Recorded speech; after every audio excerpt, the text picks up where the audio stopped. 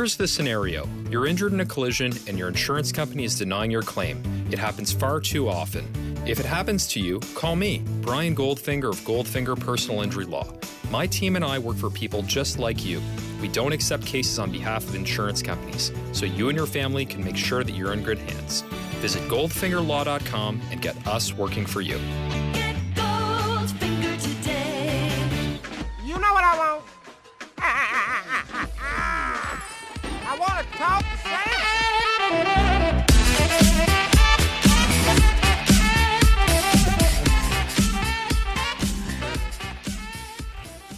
Hello and welcome to the Raptors Reaction Podcast. I'm your host, Samson Folk, here to detail for you the Raptors win in Game 4, tying the series up 2-2 against this Boston Celtics in the Eastern Conference semifinals. A best of 3 going forward, with the Raptors nabbing 2 games in a row. The momentum seems like it's in a good place. The regression to the mean, we're talking about shooting, seems like it's in a good place. And finally, for the first time in this series, the Raptors pressed their advantage against the Boston Celtics bench. They did a great job of suppressing Kemba Walker's jumpers. They did a great job of making sure that his shot attempts were in a way lower place, only taking 9 shots tonight. You know, Tatum had a much better game, but they did limit how much OG was on him. So that was really interesting to see. They definitely were a lot more comfortable putting Siakam on Tatum, obviously learning from what they've seen, learning how the Celtics like to get their guys loose in guard play, much better pick and roll coverage in this game, and things are trending in the right direction. This has been super impressive from the Raptors. 100-93, they take Game 4. Let's hop into it. It's kind of funny. During the game, I tweeted out the stop waiting text Kyle received wasn't about shooting. It was about being the best player in the series, apparently. And that has been the case. I mean, it started in this game, a continuation from last game as well. His ability to get to the rim, in fact, it was a playoffs career high. How many points he scored in the paint last game? I believe it was 20, which is impressive as hell. And Pascal kind of took the mantle from him in this game tonight as far as scoring in the paint. But Kyle, we saw him kind of reactivate that super rapid relocation game he has with Fred VanVleet, which was a boon for both of them from downtown. And Pascal doing work on the inside. OG Anunoby filling in the cracks both on defense and offense, I think wonderfully. Everybody coalescing into a much better team effort, I think, in this game. And that was apparent right from the outset. The Raptors jumped out to a quick lead, and even though in the middle of the game, after struggling in the second quarter quite a bit to score, they seemed to have a handle on things pretty well. They knew where to get their shots. They knew when to play in chaos, when to slow things down, and I think that could be attributed mostly to giving the ball to Kyle Lowry more often, which wasn't really the case in the first 2 games. Kyle didn't see much of the ball in the Nets series. We saw a little bit of carryover in that way into the Celtics series. Fred, who was fantastic in the Nets series, operating kind of as the de facto point guard, the lead guard, and Kyle bouncing off ball a little bit. In these games where the Raptors have had to play that next level of competition, Kyle taking the ball from the outset, being the guy who makes all the decisions in the pick and roll, and letting Fred, who is nominally a point guard, but definitely operates more stylistically as a really good shooting guard, letting him play that role, I think, has been a boon for both of them. So that started early as well. But we did see an adjustment from the Celtics in this game that did allow for more three-point shooting from the Raptors. So it wasn't just missing open shots. There was an element of that. But the Celtics, in past games, were funneling the Raptors towards the rim. Kyle made them pay for that early on in this game, drew some fouls, put some Celtics players in foul trouble early on, was getting to the rim, getting to the free throw line. So they started flattening out a lot of the actions, and they'd pinch in. So what we saw happening was they really wanted to deny the middle of the floor.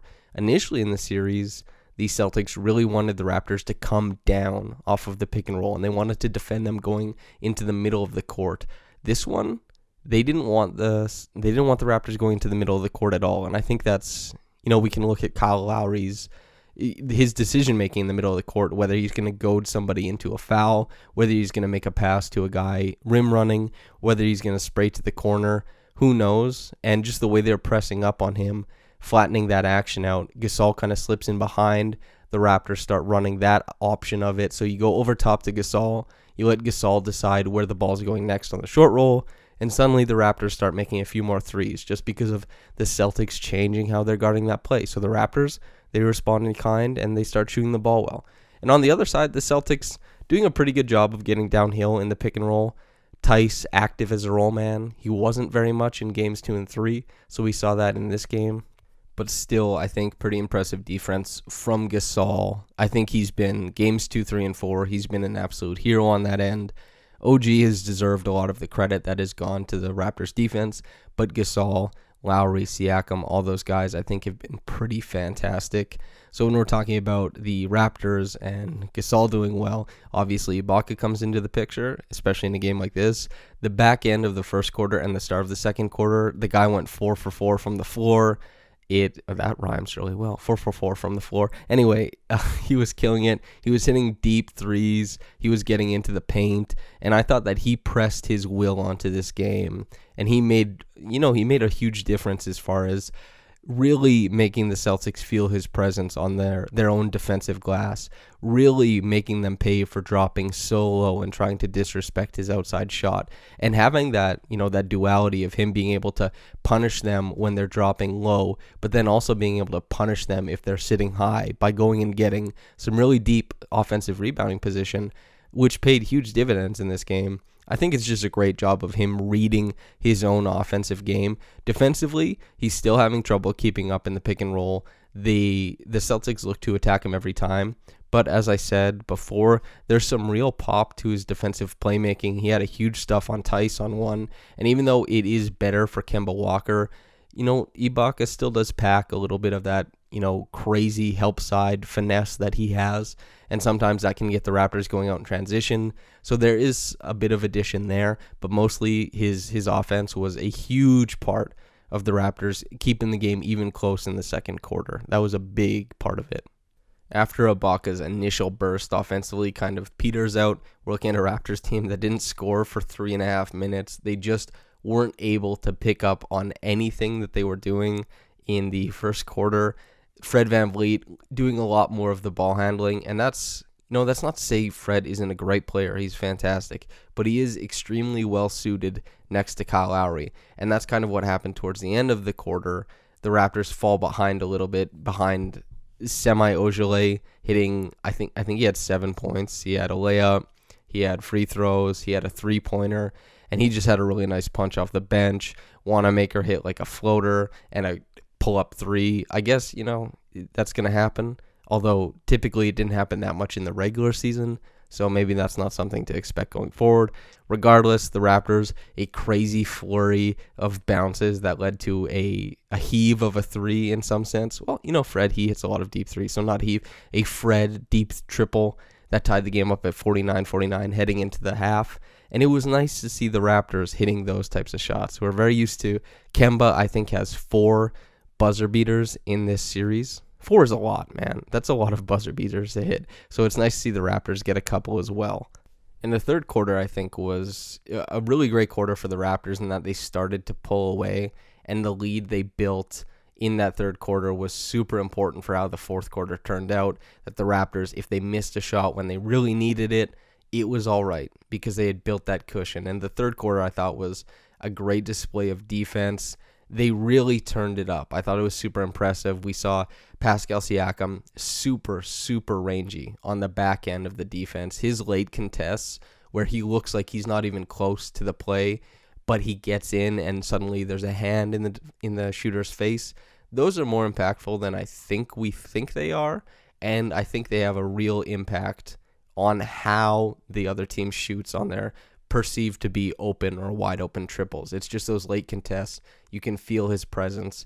And offensively, I think he found a really nice pocket and a moment for himself on the offensive side of the ball. We saw Kyle Lowry really transition into a very ball-dominant guard. It's not James Harden level, but certainly more of the ball than we've been used to seeing. The Raptors have been giving the ball lots to Fred. They've been giving it lots to Pascal. And so now we have Pascal kind of operating as an off-ball guy, a finisher, which I wrote a big article about it, like a month and a half ago already. But, it's been a while. The Raptors have been in the bubble for some time.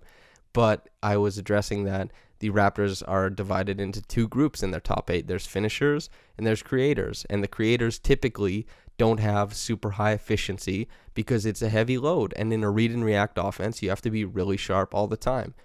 Just so happens that the brain of Kyle Lowry seems to be operating at a higher, capacity or efficiency than most basketball players' brains. So having him make the reads in a read and react offense, very effective. That led to a lot of open opportunities for Pascal Siakam, a lot of more advantageous post-ups where he was able to get his. He had 11 points in the third quarter. I think he had 11 points in the third quarter in Game 3 as well. So the Raptors getting, and especially on the inside, I think he shot close to 90% on almost 10 makes in this game on the inside, which is, well, not 10 makes, maybe like 8 makes, sorry. But he did a fantastic job, and it was great to see. But yeah, the Raptors 81-73, 81-73 going into that fourth quarter, an 8-point lead, significantly better than where they've been in any third quarter or at the end of any third quarter in this series. Every game, 1, 2, 3, they just have not had it they haven't had it in a very good spot going into the fourth quarter.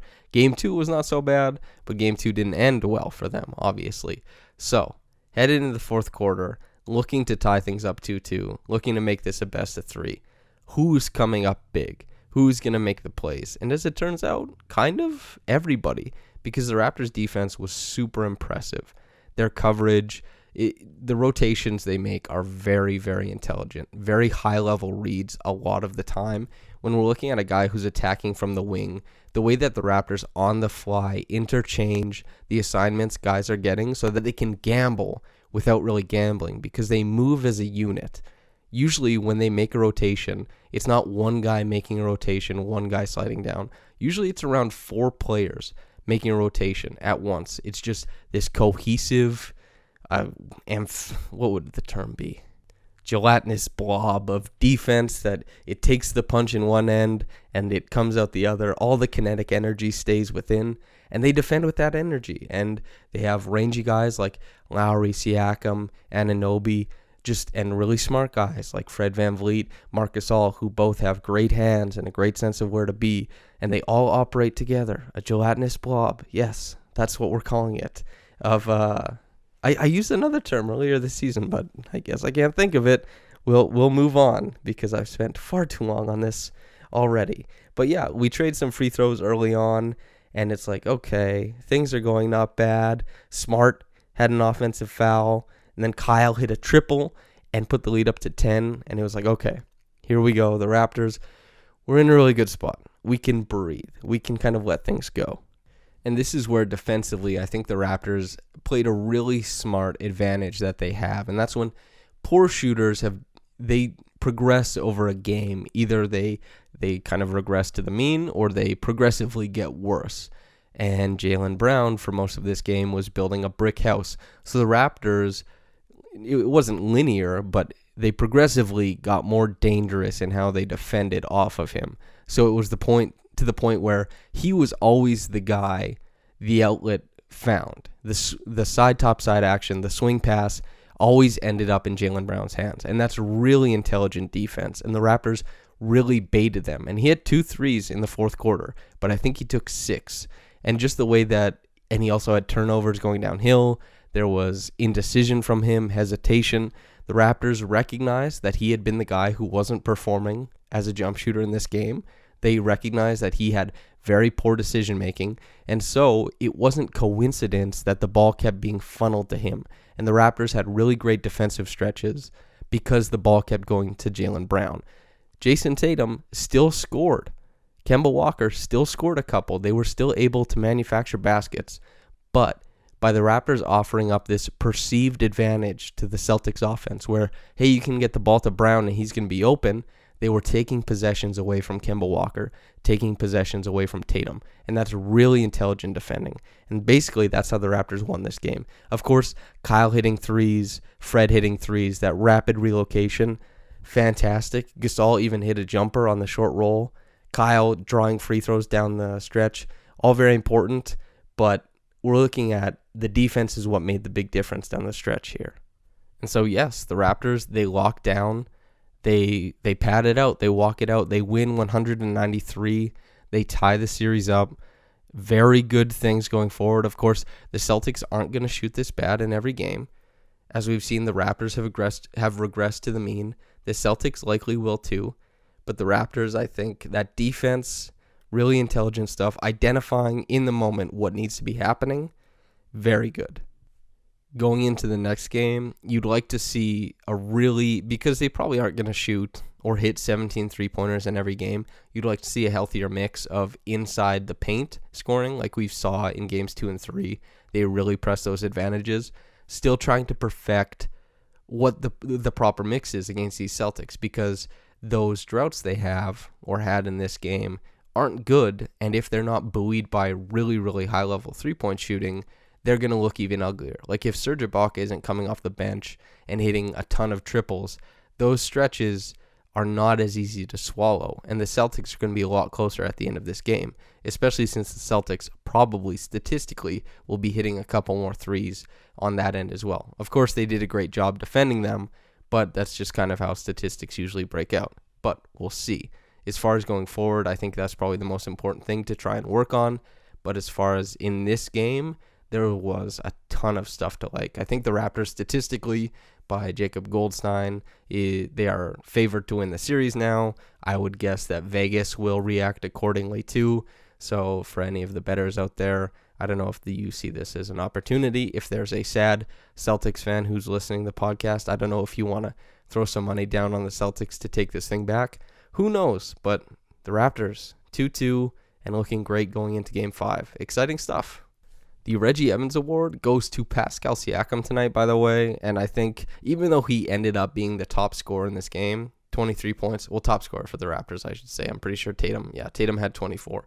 But Pascal getting to 23 points, that's a whole other thing that's very important. It's nice that he was able to operate inside and find space in there. It was very, very big for the Raptors offense. Very happy with a lot of the stuff I saw from him tonight. But most importantly, his ability to rebound, to affect jump shots, and to work really, really hard around screens on defense, his recognition of when he needed to step up, when he needed to switch on the back end, make rotations. Just a super intelligent defensive game. So happy with his performance on defense. Games 2, 3, and 4. All sublime. So even if he's not bringing it on offense, which he hasn't been lately, it's been, a real tough go for him. His defense doesn't really ever falter. So very happy to see that from him. Very, very impressed. Reggie Evans Award winner, Pascal Siakam. The top quick reaction comment is from Mark Boothe. Quote, "Screw Shaq said Raptors would get blown away pregame." End quote. It doesn't matter. Shaq is just trying to be funny most of the time. They're trying to be, comedic. They're comical. They're just trying to be good television.